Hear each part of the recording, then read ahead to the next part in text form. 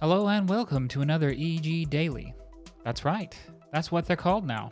I'm still called Jack Lindsay though. After reviewing the feedback from last video where I asked you what kind of content you'd be interested in seeing, by far the most common response was that you guys wanted to see more about indie games. So I've passed that along to the news desk and we're going to see if we can't get some more indie coverage on the site, which I will then cover here. A lot of you also said you don't actually watch these, you just kind of leave them on in the background and listen to them while you do other things. For those of you who do that, I'm curious, just purely hypothetically speaking, would you guys be more interested in a podcast format? Or does it make no difference? I mean, you're using YouTube like a podcast in this instance.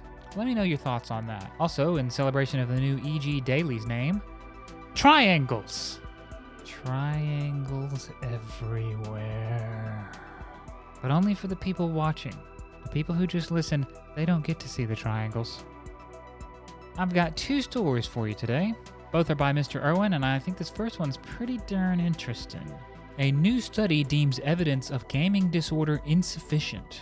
A battle has been won for gamers in a long-running war on video games, as a new study found no compelling evidence that would necessitate the World Health Organization reorganizing gaming disorder as an official illness. Research conducted by Oxford University and Cardiff University began as a result of this decision by the World Health Organization, as the organization called upon researchers abroad for further study. Here's a quote. The American Psychiatric Association and can't say words, I can't. The American Psychiatric Association and World Health Organization have called for research investigating the clinical relevance of dysregulated video game play. A growing number of exploratory studies have applied self-determination theory to probe the psychological dynamics of problematic gaming, but little is known about these dynamics in adolescents, the targets of most concern, or the extent to which dysregulated gaming in turn affects functioning. They want to know if video games are disrupting kids in the way that, like, a drug might. The study speaks at length about how video games are a huge form of recreation across several nations around the globe, and that their growing popularity has been cause for concern among health professionals in various fields. The concern primarily rested around children and teens, fearing that it would lead to dysregulated, unhealthy patterns of behavior. The entire study is a lot to read, though, but definitely worth a read. And Jonathan hyperlinked that, and take a look at this. It is a ginormous, legit, peer-reviewed research article. But Jonathan, being the angel that he is, has given a concise summary. The World Health Organization and the American Psychiatric Association have called on researchers to investigate the clinical relevance of dysregulated video gaming among adolescents, as previous studies have failed to examine the wider context of what is going on in these young people's lives. For the first time, we apply motivational theory and open science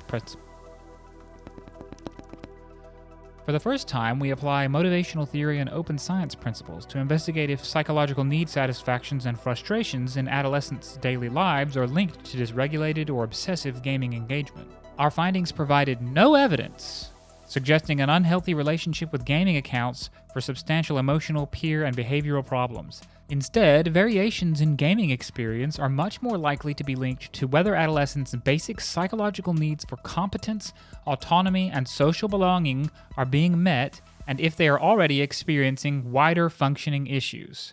Does that not just sound like something you already knew? I mean, obviously, if some needs are not being met and your life sucks, and I know so many of you out there can relate to this. Because it's more common than it should be among adolescents. But if something's not right, you take what escapes you can get, and video games can be one of those escapes. And other people use other kinds. Some people use food, and some people use drink.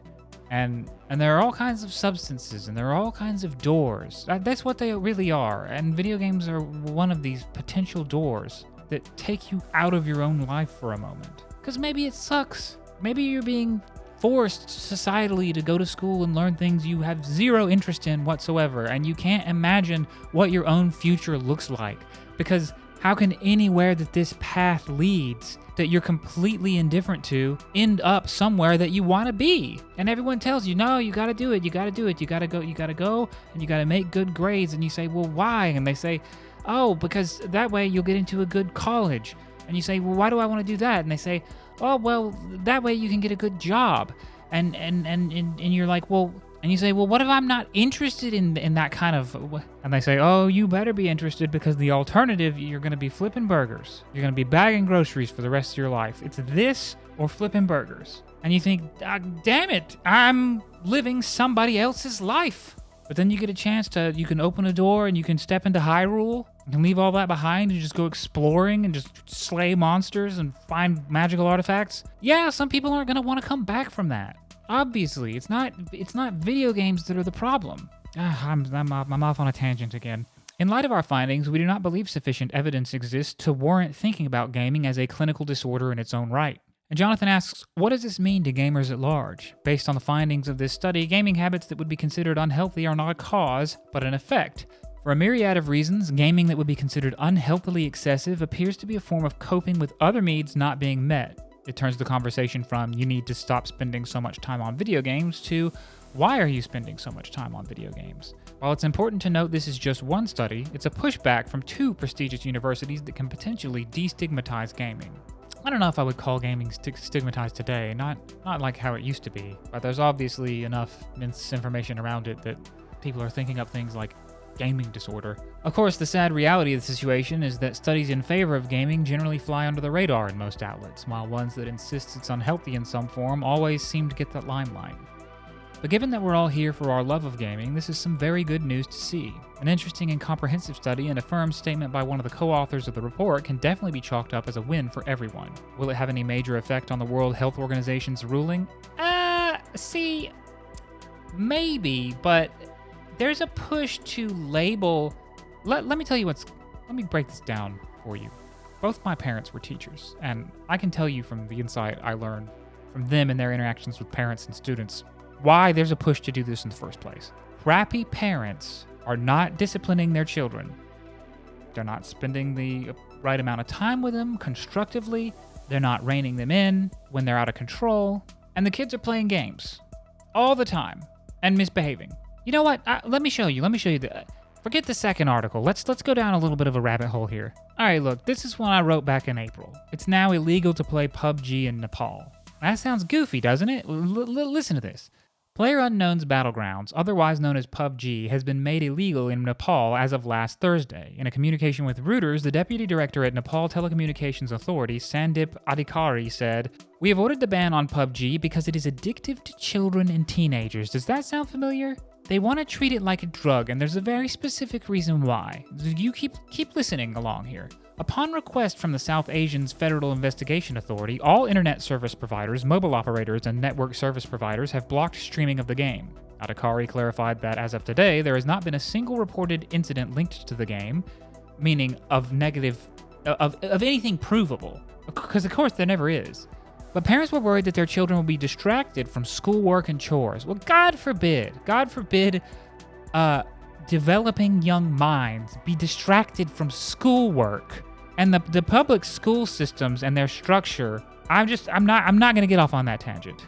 And chores, well, we can't have them thinking about things other than chores. But they might be thinking about going on adventures and discovery and exploration and becoming heroes. They might be thinking of fantastical creatures and ships to faraway galaxies, and they need to be scrubbing the floor, and they need to be doing their history homework. Nepal is not the first to bring legal action against PUBG. Certain states in the neighboring country of India have also banned the game, and even arrested those who continue to play it. Oh, that's another article. You know what? Let's just make this episode really long. Why not? You guys said you would listen, so listen. Let's finish this one first. This approach to battle royales appears to be intercontinental as well, as even the Duke of Sussex has mentioned wanting to make Fortnite illegal. Oh, is that another article? Yes, it is. And are we going to read it? Yes, we are. As in Nepal and India, Prince Harry cited the necessity of restricting certain games for the sake of children. It's always for the children. Which game will invoke the wrath of politicians next depends on which game becomes most popular next. Perhaps these campaigns of restriction will protect the youth from 360 no-scoping one another. After all, there's nothing that turns kids off from something they like more than being told it's against the rules. So that was that article I wrote back in April. Let's jump into another one here. It's all on the same subject. Indian teens arrested for playing PUBG. That's real. Back in March. In the Indian state of Gujarat, PlayerUnknown's Battlegrounds is considered so dangerous to the youth that it was made illegal. Police Commissioner Manoj Agrawal, who banned PUBG on March 6, said it was responsible for an increase in violent traits among those that played it. According to the Hindustan Times, a minister of the Indian state of Goa decried PUBG as, quote, a demon in every house. A few days after the ban was made official, police arrested 10 college students who were caught playing PUBG on their phones. One statement from the police report read, due to these games, the education of children and youth are being affected, and it affects the behavior, manners, speech, and development of the youth and children. Another officer claimed that the teens were so absorbed in their game that they didn't even notice the police approaching them. The students were released on bail later that same day, but police withheld their phones for further investigation. So far, Gujarat is the only Indian state to ban PUBG. Curiously, Fortnite, another battle royale available for mobile, remains legal in Gujarat. So again, it's this idea that they're protecting the children from this insidious, otherly force. It manipulates them, it corrupts them, their education, it affects their manners. And that brings us to our next article. Fortnite should be banned, according to Prince Harry. I wrote this one back in April. During a recent visit to a YMCA in West London, Prince Harry sat down with mental health experts to discuss what he believes some of the most serious threats facing the youth today: video games and social media. Social media, he declared, is more addictive than drugs and alcohol. Both of them. Yeah, heroin, it'll hook you, but Facebook. He further likened social media to substance abuse, with the claim that partly because of it, quote, we are in a mind-altering time. That is just... I've seen a lot of people, I've known a lot of people personally, closely, whose lives were just devastated by substance abuse, and this is just... I'm just gonna keep reading. The Duke of Sussex focused his condemnation on video games on the widely popular battle royale Fortnite, according to the Daily Express. The game shouldn't be allowed. Where is the benefit of having it in your household, he said. The language brings to mind an incident earlier this year in which 10 college students were arrested for playing PUBG in this... Yeah, we read that one. Demon in every house. Prince Harry's denunciation of Fortnite comes from his desire to see kids interacting outside of the internet, he explained.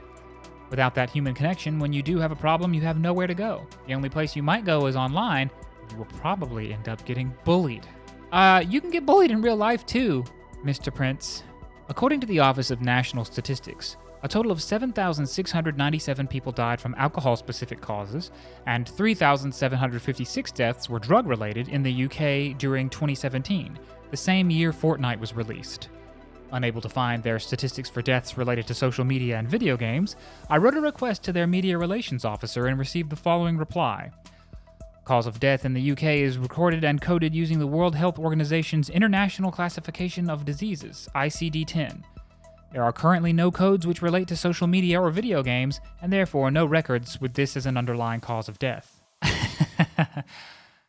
I really did write these guys. I wrote the British Office of National Statistics and asked them what the statistics were for their deaths for each of these, for alcohol, for drugs, and why they didn't have one for video games. And they don't have one for video games because that's asinine.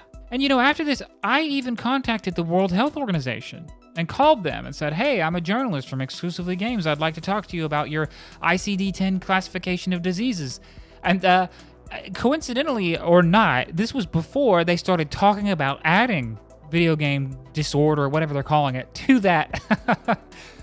I never heard back from them. I called several times and was put on hold for hours. I would just set my phone down on speaker and just write and leave it there, and they would never get back to me. But anyway, this whole tangent, this whole rabbit hole, is to show you the connection it's all about. It's all about portraying video games as something that are destructive to children, because there are parents out there who don't have the time or can't be bothered to put the time in to appropriately spend time with their children and discipline their children. And I'm sure all of you have seen the effects of this, the long-term effects of this. You go out to a grocery store and you get some little shit sprinting down the produce aisle, swatting cucumbers off baskets, and then trailing 15 feet behind him or so, you got some middle-aged woman going, no, Thomas, no, don't do that. I told you, I will put you in timeout. So when Thomas gets older, he's staying in his room all day and playing video games, and when his mom says, come down to dinner, He's like, go to hell, Mom. And what does she do? She goes, it's video games. It's video games' fault. We need... And enough of these complaints go, and they want it classified in a similar way, the intention to conflate this with substance is intentional, because then it can be treated with substance. It's similar to... I can't tell you how many kids I heard stories about from both my parents, and they would say, this is a bright kid, he just lacks discipline. The home life is not right. And they would try to put the work in to make up for that lack, but more often than not, that is less common response from teachers. More often than not, teachers just don't want to deal with it, and they would rather just dope the kids up on Ritalin. That's easier than dealing with your kids. That's easier than putting the work in to discipline them and raise them, and it's not video games' fault. They are not more addictive than alcohol and drugs. It's not an illness. It's not something that you can throw money at or throw a pill at and fix. Young people are seeking escape because their lives are unbalanced, and because they can't see a future that looks like it belongs to them, only in games, or stories, or movies. And look, there's more. There's an article Jonathan wrote back in October. Fortnite is like cocaine. This Canadian law firm thinks so. Let's just keep this train rolling. With nearly any game with free-to-play business model, there are some costly additions hiding just a few clicks away. Calyx has taken on the role of representing two families of minors, 10 and 15, who have spent several hundreds of dollars on the game in the past year.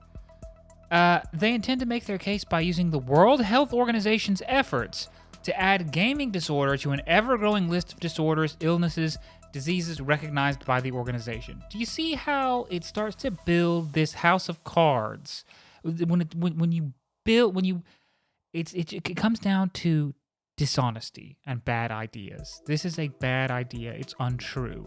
It's seductive because it removes responsibility. It takes personal responsibility of shaping your child and disciplining your child, and you get to foist it on to this boogeyman and say, well, the big bad video game came along. And then it's not on you. It's not your fault at all. And you can get the World Health Organization involved to tell you it's not your fault.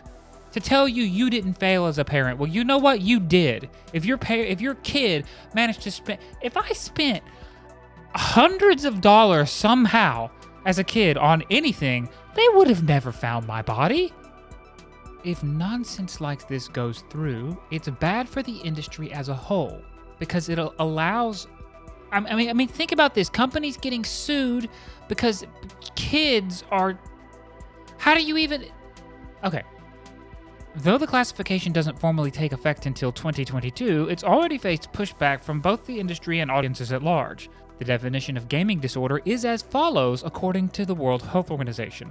Defined in the 11th revision of the International Classification of Diseases, ICD-11, right? As a pattern of gaming behavior, digital gaming or video gaming characterized by impaired control over gaming, increased priority given to gaming over other activities to the extent that gaming takes precedence over other interests and daily activities, and continuation or escalation of gaming despite the occurrence of negative consequences.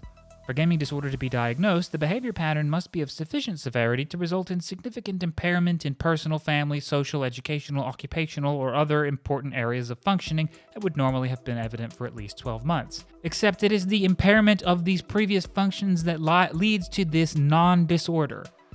It just happens to take the form of gaming in this instance. You'll note that even by the World Health Organization's definition, they do not use the word addiction. Despite that, Calyx is using that as their main argument, as well as likening the levels of addiction to those hooked on cocaine or heroin. Can you imagine if you... I know some of you out there want to be game developers. I know it's your dream. I see it in the comments. And God bless you for that. It's a hard job. I'm writing for a development company right now, and I get to see all kinds of behind-the-scenes stuff and the sacrifices that people put in to do this, to follow this dream, are unbelievable. And can you imagine being able to do it and actually bringing your creation into fruition as a kind of defiance against the world you were brought up in that told you you need to be paying attention to your homework and your chores, and you said, you know what, I'm gonna build a dream, and you do it, and you bring a team together, and you successfully build this thing, and the structure of laws in your nation allows people to sue you because someone just let their kid have their credit card? Someone didn't. It just blows my mind. But we're going to be calm. We're going to be calm and finish the daily. It's quite possible that nothing will come of this due to the terms of service listed in Fortnite's end-user license agreement. Although Calix attorney Alessandra Chartrand thinks that the EULA won't stand up to consumer protection laws when brought to court. Scumbag. The Fortnite EULA states as follows in regards to legal disputes. You and Epic agreed to resolve disputes between us in individual arbitration, not in court. We believe the alternative dispute resolution process of arbitration will resolve any dispute fairly and more quickly and effectively than formal court litigation. Section 12 explains the process in detail. We've put this up front and in caps because it's important. More legal jargon. Here's this hero, this absolute hero. If the class action lawsuit doesn't fall flat on its face, it'll be something interesting to watch. Will the World Health Organization's designation of gaming disorder lead to a bloom of cases like this? Yes. Yes, it would, especially if any of them gain it would be a combination. If the designation goes through and if a case sticks, then yes, absolutely. More game developers are going to get... What an insane risk. It's already so hard. It's already so hard to make games. What precedent does it set to try to pin the blame on Epic and not the parents? A precedent of Alice in Wonderworld upside down daft backwardness. After all, a 10-year-old and 15-year-old wouldn't have access to that kind of money under normal means. Seriously. Some level of parental involvement must have been there, or rather not. There's a lot to be said about different types of free-to-play models, almost all of which try to entice a player to spend more, but even in the harshest instances, is it not voluntary for the player to spend money on them? Yeah, that's the thing. It comes down to voluntary, right? That has to do with responsibility. People want to pass it off. They want to pass it down the line for themselves, for their kids. They want to pass it off to a higher authority figure. And it is to the detriment of everyone involved, not just the game makers. Well, everyone, I guess, except the lawyers who get paid. Oh, I wish that when I was a young boy, someone had been there to tell me, Jack, these things that you're passionate about, video games, fantasy novels, and horror, and sci-fi, they're not a waste of time. Things you're being forced to pursue are not your only path. There's a way for you to claim your own future and make it meaningful to you. Because you know what? I did end up doing that. And it didn't have anything to do with school or good grades or college. I mean, I went, but that's not what led me to where I am. And I'm not fully where I want to be yet, but I'm on my way. Because I started to genuinely pursue my passions, seriously. And I know there are young people out there in a similar boat. And if you are out there and if you are listening, believe in yourself. When the world makes you feel like what matters to you doesn't matter, you start to feel like you're not real anymore. And it pushes the cycle further and you withdraw further into these worlds. Well, that's not the answer. You have to take those worlds and pull them into this one. And it can be done, and it's really hard. But it can be done. The only two options are not college and an office job or working at a McDonald's or the grocery store. My parents used to tell me I was going to be the smartest person in the grocery store one day, that was my future, if I didn't start caring about these things that I just did not care about. I'm tempted to say this one's gone off the rails, but it really hasn't. It is all relevant to this topic of the way that video games are perceived by the public and the very real world implications that revolve around that perception. So I shall not apologize. And if a bunch of you are just leaving this on in the background while you do whatever, then I suppose it's all the better for you. I gave you more to listen to, for those of you who made it this long. Anyway, I'm going to close on a note for the parents out there who are saying that games are addictive and trying to sue game developers and all that good stuff. I'm going to leave it with my good friend Bender. Have you ever tried simply turning off the TV, sitting down with your children, and hitting them?